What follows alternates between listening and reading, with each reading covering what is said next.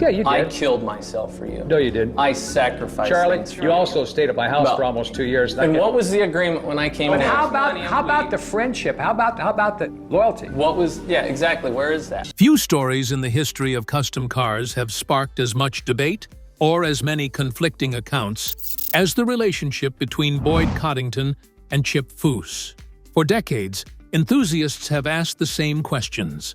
Did Chip Foose betray the man who helped launch his career? Did Boyd fail to recognize the incredible talent beside him? Or was their falling out caused by money, creative credit, loyalty, or mounting business pressure? Today, we'll uncover what really happened, but first we need to go back to where it all began. How Boyd built an empire. The feud did not begin with American Hot Rod. It did not begin with overhauling. It did not begin when employees started leaving one shop for another. Its roots stretch back decades earlier, to a time when Southern California was once again becoming the center of American hot rodding culture.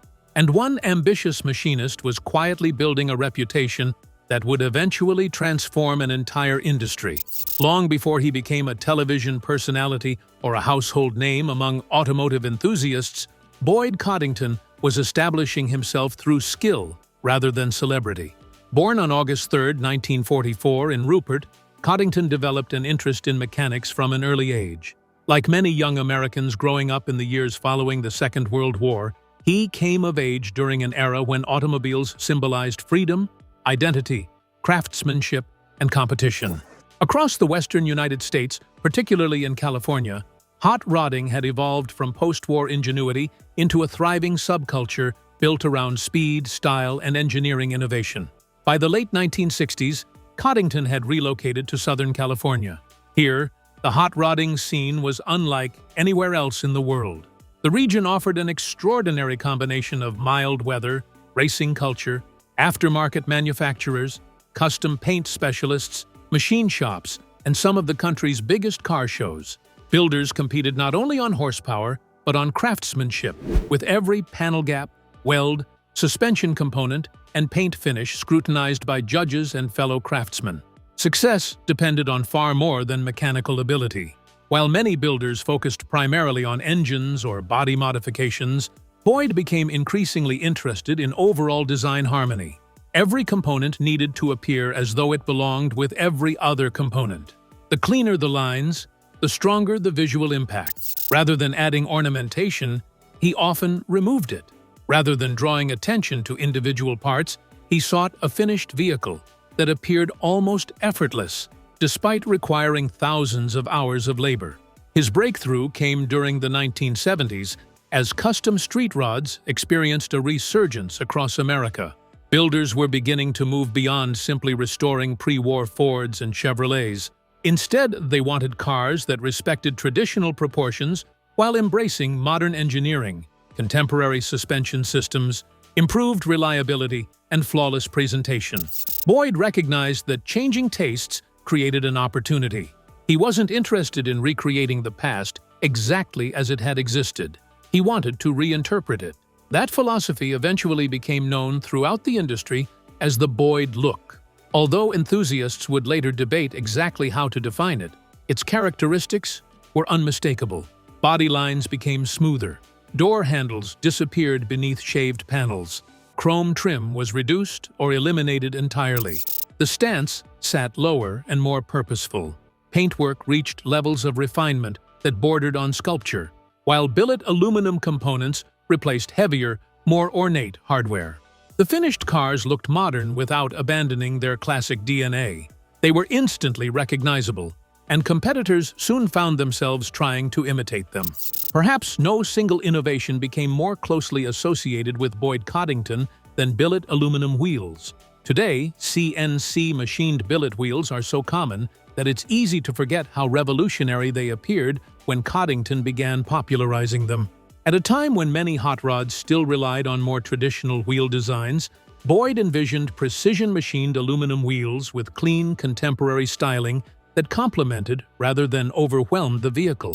His company, Boyd's Wheels, helped bring that vision into the mainstream.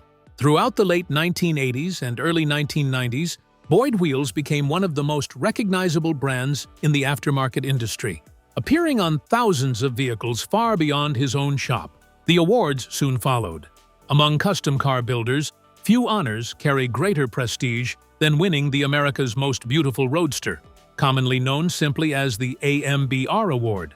Presented annually at the Grand National Roadster Show, the competition has crowned many of the most influential hot rods ever built. Boyd-built cars captured multiple AMBR titles.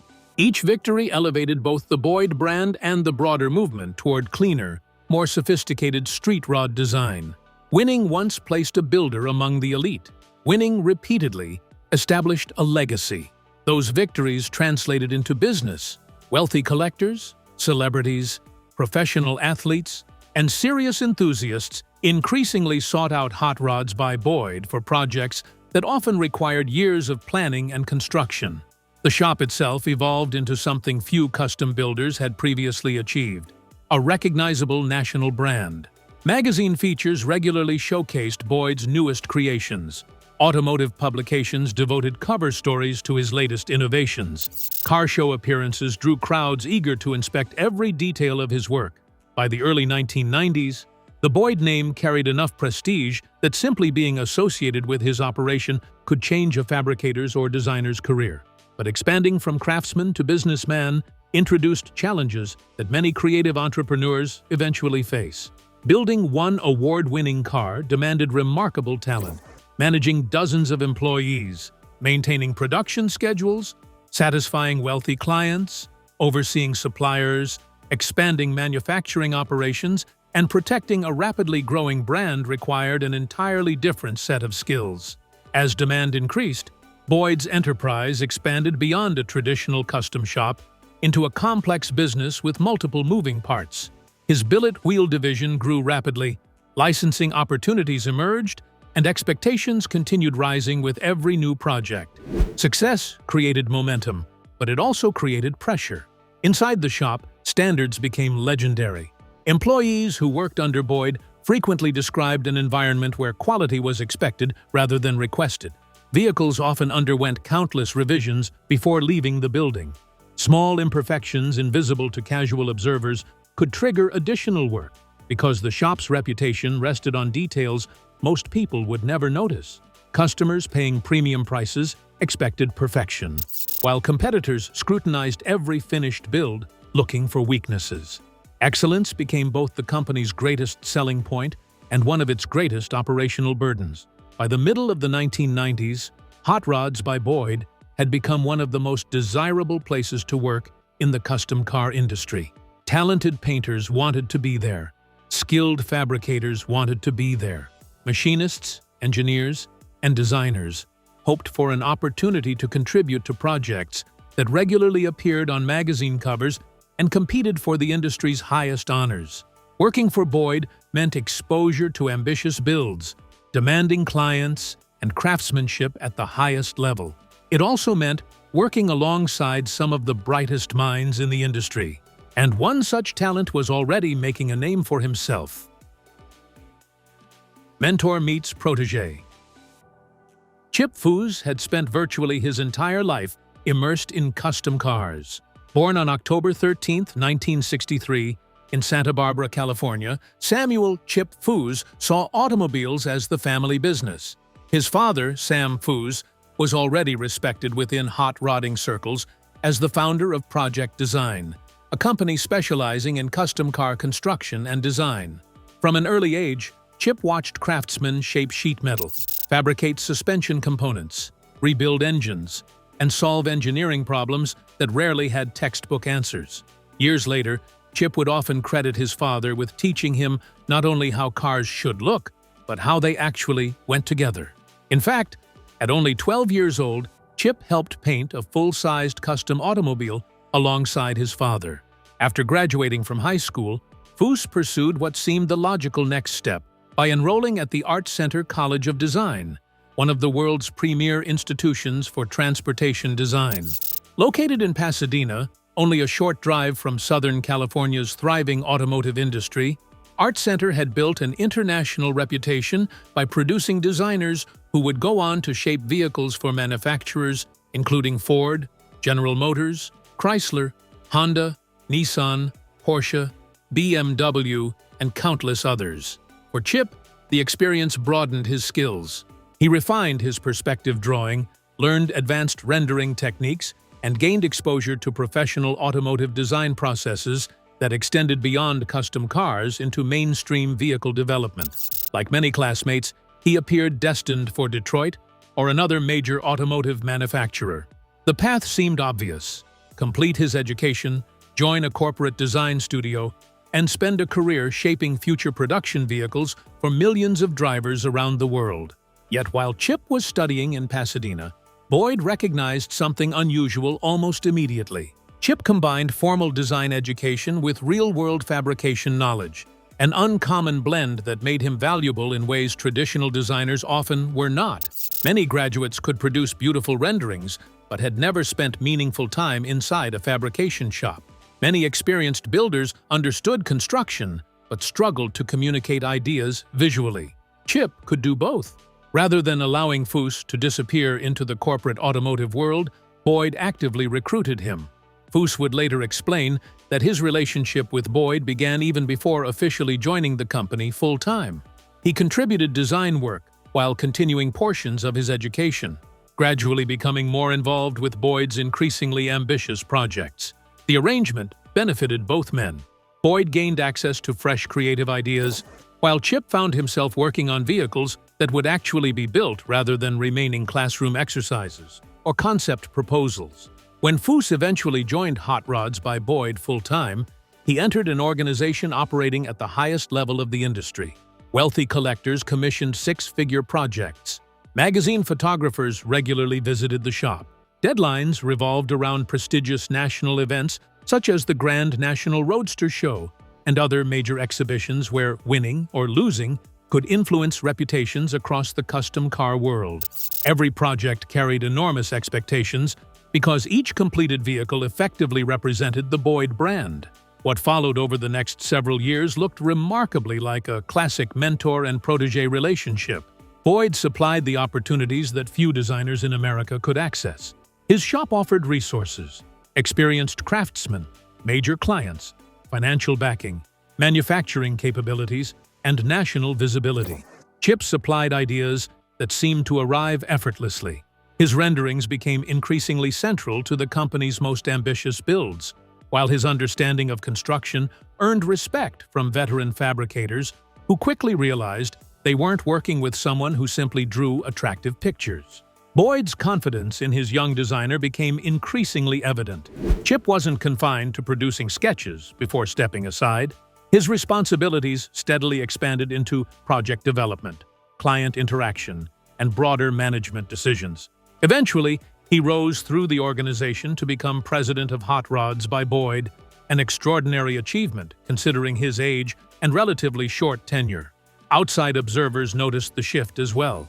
Throughout the early and mid-1990s, automotive journalists increasingly associated Chip's distinctive rendering style with many of Boyd's headline projects. Builders across the industry admired his ability to modernize classic proportions without stripping away their character. Customers specifically requested designs influenced by his sketches.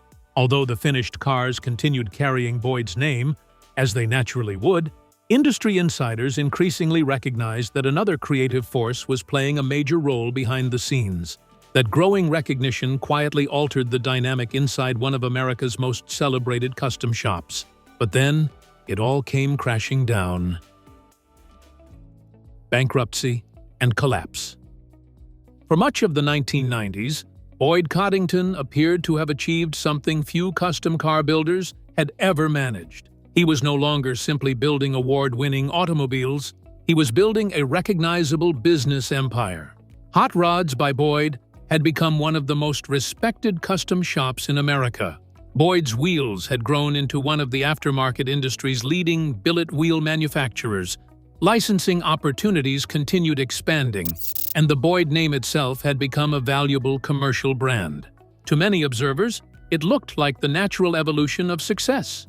If one shop could build some of the country's finest hot rods, why not expand into manufacturing, merchandising, and a larger corporate operation?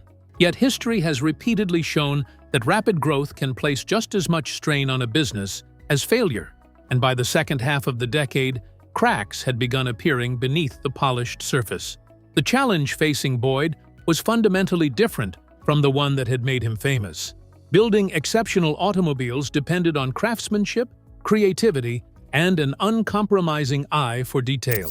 Running multiple businesses required managing cash flow, inventory, creditors, production schedules, staffing, manufacturing costs, and long-term financing.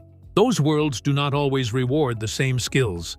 As Hot Rods by Boyd expanded beyond a traditional custom shop into a larger commercial enterprise, the organization became increasingly complicated. Every new employee represented another salary. Every expansion required additional overhead. Every manufacturing order tied up capital long before revenue returned. Success created momentum, but it also increased financial risk. Much of that expansion centered on Boyd's Wheels, the billet wheel company that had helped redefine the appearance of modern street rods. During the late 1980s and early 1990s, demand for precision-machined aluminum wheels exploded as enthusiasts embraced the cleaner, more contemporary aesthetic Boyd had championed. The company invested heavily to meet that demand, expanding production and pursuing continued growth. But the same strategy that fueled rapid success also increased exposure when market conditions shifted. Manufacturing businesses require substantial upfront investment in machinery, materials, labor, and distribution. This leaves little room for prolonged financial setbacks. By 1997, warning signs had become increasingly difficult to ignore. Financial pressures mounted as debts accumulated, and restructuring efforts became necessary. While the custom cars continued attracting magazine covers and show trophies, the underlying financial picture was becoming far less glamorous. Customers attending major automotive events still saw beautifully finished roadsters sitting beneath bright exhibition lights. Few realized that behind those displays, executives, creditors, and employees were confronting an increasingly uncertain future. The crisis reached a turning point in 1998 when Boyd's Wheels entered Chapter 11 bankruptcy protection. Under United States bankruptcy law, Chapter 11 allows a company to continue operating while attempting to reorganize its finances and negotiate with creditors rather than immediately liquidating its assets. For many businesses, it represents an opportunity to survive. For others, it becomes the beginning of a much longer decline. Within the hot rodding community, the announcement landed with enormous force. The company that had symbolized innovation and commercial success throughout the previous decade was suddenly fighting for its financial survival. It is important to separate documented fact from later speculation. Bankruptcy itself does not establish fraud, misconduct, or personal betrayal. Businesses enter Chapter 11 for many reasons, including excessive debt, declining cash flow, unsuccessful expansion, changing market conditions, and operational challenges. In Boyd's case, public records point toward mounting financial pressures associated with the company's business operations rather than evidence of sabotage or criminal wrongdoing. Yet, because the bankruptcy coincided with dramatic personnel changes inside the company, many enthusiasts would later connect unrelated events into a single narrative, a narrative that remains widely debated today despite limited supporting evidence. No one experienced those difficulties from closer range than Chip Foose. By the time the financial crisis unfolded, Foose had risen to become president of Hot Rods by Boyd, placing him among the company's senior leadership during its most turbulent period. That position has sometimes been misunderstood in later discussions.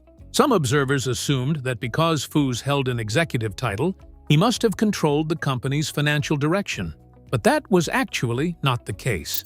While he played a significant management role and was deeply involved in operations, Boyd remained the owner and driving force behind the enterprise. Strategic financial decisions ultimately reflected the broader leadership of the business rather than the responsibilities of a single executive.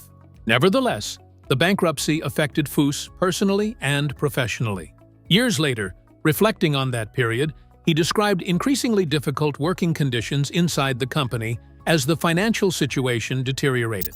In a 2013 interview with Street Machine, Foose recalled that employees had endured weeks without being paid before he finally concluded that remaining with the company was no longer sustainable. Looking back, he remembered leaving with remarkably little financial security himself. According to Foose, he and his wife, Lynn, had approximately $700 available when they decided to establish their own company after departing Boyd's operation. The figure has been repeated frequently over the years because it challenges the popular assumption that Foose left with wealth, investors, or a carefully financed business plan. By his own account, the decision involved considerable uncertainty rather than guaranteed success. For employees throughout the organization, the atmosphere changed dramatically as financial pressures intensified. Questions replaced confidence. Would projects already underway be completed? Would suppliers continue extending credit? Would paychecks arrive? Would customers remain patient? Skilled craftsmen who had spent years helping build Boyd's reputation suddenly found themselves confronting the same concerns affecting workers in struggling businesses across every industry: job security and financial stability. In highly specialized trades such as custom car fabrication, opportunities existed elsewhere, but relocating often meant leaving established teams, long-term relationships, and ongoing projects behind. The instability naturally encouraged movement within the workforce. Some employees began exploring opportunities outside the company as uncertainty persisted. Others remained loyal, hoping the reorganization would succeed and the business would recover. These individual career decisions later became one of the most controversial aspects of the Boyd Foose story, because several well-known craftsmen would eventually work alongside Foose after his departure. Foose design, television, and the rivalry that captured America. When Chip Foose left Hot Rods by Boyd in 1998, there was little to suggest he was about to become the most recognizable face in custom car television. Looking back from the perspective of today, it is easy to assume that his success was inevitable. The reality was considerably less certain. By Foose's own account, he and his wife, Lynn Foose, started their new company with only about $700 available after weeks of unpaid work during Boyd's financial crisis. There were no guaranteed television contracts, no celebrity endorsements, and no assurance that clients would follow. The new business, Foose Design, opened in Huntington Beach, California, placing it in the heart of Southern California's thriving hot rodding community.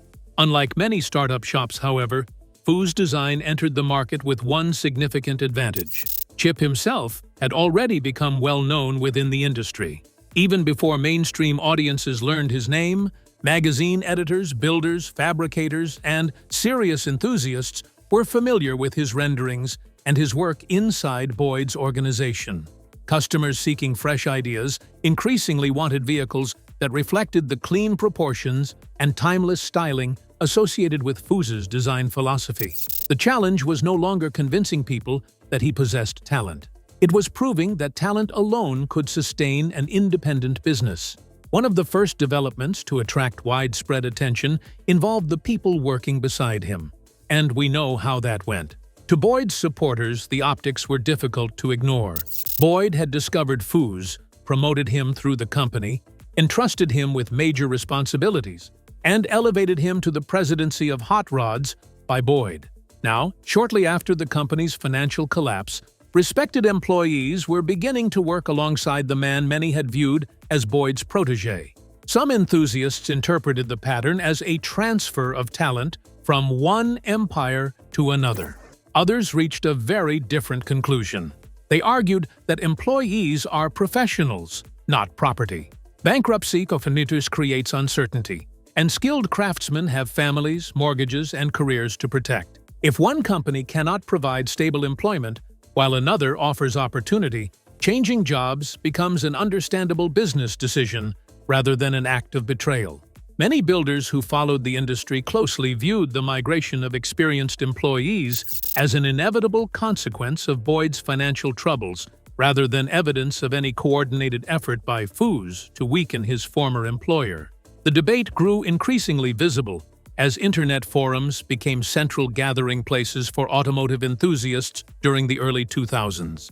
On sites such as Piston Heads, Hot Rodders, Retro Rides, and other enthusiast communities, posters debated whether Foose had unfairly benefited from Boyd's collapse. Some contributors even used words like "stolen" when discussing former Boyd employees joining Foose Design. Others immediately challenged those claims, pointing out that experienced craftsmen had chosen to leave voluntarily after the uncertainty created by bankruptcy. The discussions revealed far more about enthusiast opinion than documented history. Very few participants possessed first-hand knowledge of conversations inside either company, yet speculation often spread much faster than verified information. Perhaps the most significant fact often overlooked in those debates is what never happened. Despite years of rumors surrounding the split, there is no known public record of Boyd Coddington filing lawsuits accusing Chip Foose of stealing employees, misappropriating intellectual property, sabotaging his business, or unlawfully recruiting staff. Likewise, no court records have established that Foose engineered Boyd's financial collapse or improperly took control of company assets. Had compelling evidence existed, many observers would have expected it to surface through litigation or detailed public accusations. Ironically, just as those debates intensified within the automotive community, television was preparing to introduce both men to an audience far larger than anyone inside the industry had imagined. The early 2000s marked the beginning of a new era for automotive entertainment. Cable television executives had discovered that viewers were fascinated by specialized trades, particularly when craftsmanship could be combined with workplace drama. Motorcycle builders became television stars. Restoration experts attracted loyal audiences. Pawn shops, fishing fleets, and family businesses would soon follow. The custom car world represented an obvious next step, and few personalities were better positioned to lead it than Boyd Coddington and Chip Foose. In 2004, the Discovery Channel premiered American Hot Rod, a reality series centered on Boyd Coddington and his California shop. Rather than simply documenting the construction of custom vehicles, the program focused heavily on the pressure surrounding impossible deadlines, demanding customers, expensive builds, and conflicts among employees. Viewers watched projects fall behind schedule, personalities clash, tempers flare, and financial stakes rise as teams raced toward major automotive events. For many people outside the hot rodding community, it provided their first glimpse inside a professional custom car shop. Almost simultaneously, Chip Foose emerged on a very different program. Overhaulin', which also debuted in 2004, approached custom cars from an entirely different perspective. Rather than emphasizing conflict, the series centered on elaborate surprise restorations in which deserving owners unknowingly received complete vehicle transformations. Foose became the calm, creative force at the center of the operation, sketching concepts by hand, working alongside fabricators, and ultimately revealing dramatically restored vehicles. The program showcased craftsmanship, teamwork, and generosity rather than confrontation. The contrast between the two shows could hardly have been greater. On American Hot Rod, Boyd frequently appeared as the demanding shop owner responsible for meeting impossible schedules while managing strong personalities under enormous pressure. Difficult decisions often placed him in conflict with employees, particularly when deadlines slipped or quality standards were not met. On Overhaulin', Foose appeared approachable, collaborative, and deeply invested in every stage of the creative process. Week after week, millions of viewers watched him personally sketch designs, discuss ideas with builders, and celebrate completed vehicles alongside grateful owners. Whether those portrayals accurately reflected reality remains one of the most debated aspects of both series. Reality television is not traditional documentary filmmaking. Producers choose storylines, editors condense weeks of activity into a single episode, and dramatic moments naturally receive greater attention than ordinary workdays. Workplace disagreements that might normally be resolved in minutes can become the emotional centerpiece of an hour-long program. Builders interviewed years later have frequently acknowledged that television inevitably emphasizes conflict because conflict attracts viewers. One of the defining moments of American Hot Rod involved respected fabricator Charlie Hutton, who had worked with Boyd for years before eventually joining Foose Design. His departure became one of the series' most memorable storylines, presented as a dramatic confrontation that appeared to confirm the growing rivalry between Boyd and Foose. For many viewers, the episode seemed to provide definitive proof that the relationship between the former mentor and protege had deteriorated beyond repair.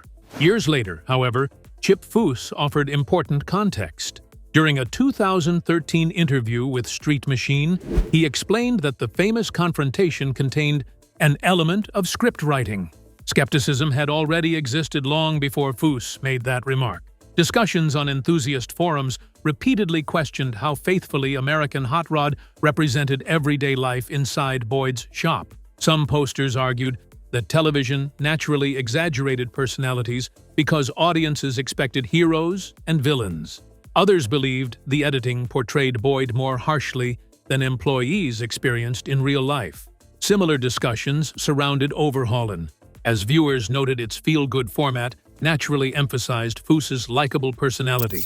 While neither show presented a complete historical record, both had a massive impact. After American Hot Rod and Overhaulin', Boyd Coddington and Chip Foose became household names far beyond the custom car community. By the time cameras stopped rolling, countless viewers believed they understood exactly what had happened between Boyd Coddington and Chip Foose. Yet much of what they believed had been filtered through editing rooms, production meetings, and dramatic storytelling. The rivalry had become larger than the men themselves, a cultural narrative embraced by television audiences and endlessly debated online. But then, everything changed. Reconciliation, legacy, and myths. By the mid-2000s, many enthusiasts believed Boyd Coddington and Chip Foose would never repair their relationship. Years of financial turmoil, employee departures, reality television, and online speculation had transformed a complex professional split into one of hot rodding's most debated rivalries. However, years later, Foose revealed a different side of the story. In a 2013 interview with Street Machine, he described Boyd not as the perpetually confrontational figure portrayed on American Hot Rod, but as a naturally shy man whose reserved personality was often mistaken for arrogance. Foose also disclosed that the two had resumed speaking before Boyd's death, suggesting they had begun putting years of tension behind them. Although the reconciliation came only shortly before tragedy struck, Boyd's health had been declining during his final years as he underwent multiple surgeries and dealt with ongoing medical complications. Following surgery in Southern California, his condition worsened, and on February 27, 2008, he died at the age of 63. His passing marked the loss of one of the most influential figures in modern custom car history. In the years afterward, Foose consistently acknowledged Boyd's enormous contributions to hot rodding and credited him with providing the opportunity that helped launch his career. The lack of a full public reconciliation has left many questions unanswered, allowing debate to continue. Some believe Foose deserved greater recognition for many Boyd-era designs, while others argue Boyd's role as the visionary who built the company, accepted the financial risks, and assembled exceptional talent is often overlooked. Despite decades of rumors, there is no documented evidence that Foose sabotaged Boyd's business or caused its collapse. Instead, the historical record shows two remarkably talented men whose groundbreaking partnership transformed custom car design, before ultimately ending under circumstances that neither fully explained, leaving behind one of hot rodding's most enduring mysteries. Well, that's it for now. Thanks for watching. Did you like this video? If you did, please consider liking, dropping a comment, and hitting the subscribe button so that you don't miss out on our new uploads. Also, don't miss this video you see on your screen right now. It's truly unbelievable.